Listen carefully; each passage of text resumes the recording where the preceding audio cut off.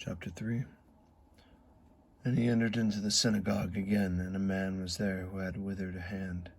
And they watched him closely whether he would let him into the Sabbath, so that they might accuse him. And he said to the man who had the withered hand, "Step forward." Then he said to them, "It is lawful in the Sabbath to do good or to do evil, to save life or to kill." And they kept silent. And when he had looked around at them with anger, being grieved by the hardness of their hearts, he said to the man, "Stretch out your hand."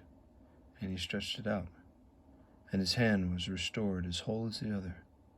Then the Pharisees went out and immediately plotted with the Herodians against him, how they might destroy him.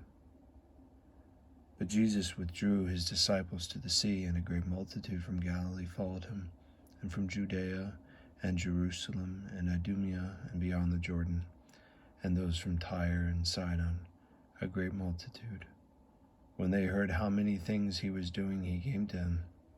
So he told his disciples that a small boat should be kept ready for him because of the multitude, lest they should crush him. For he healed many, so that as many had afflictions pressed about him to touch him. And the unclean spirits, whenever they saw him, fell down before him and cried out, saying, "You are the Son of God." But he sternly warned them that they should not make him known. And he went up on the mountain and called to him those whom he wanted, and they came to him. Then they appointed 12, that they may also be with him, and that he might send them out to preach, and have power to heal sickness, and to cast out demons. Simon, to whom he gave the name Peter, James the son of Zebedee, and John the brother of James, to whom he gave the name Boanerges, that is, the sons of thunder, Andrew, Philip, Bartholomew, Matthew, Thomas, James the son of Alphaeus, Thaddeus, Simon the Canaanite, and Judas Iscariot, who also betrayed him.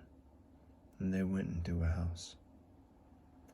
Then the multitude came together again, so that they could not so much as eat bread. But when his own people heard about this, they went to lay a hold of him. And they said, "He is out of his mind." And the scribes who came down from Jerusalem said, "He has Beelzebub, and by the ruler of demons he casts out demons."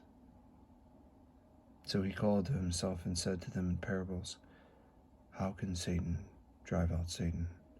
If a kingdom is divided against itself, the kingdom cannot stand. And if a house is divided against itself, that house cannot stand.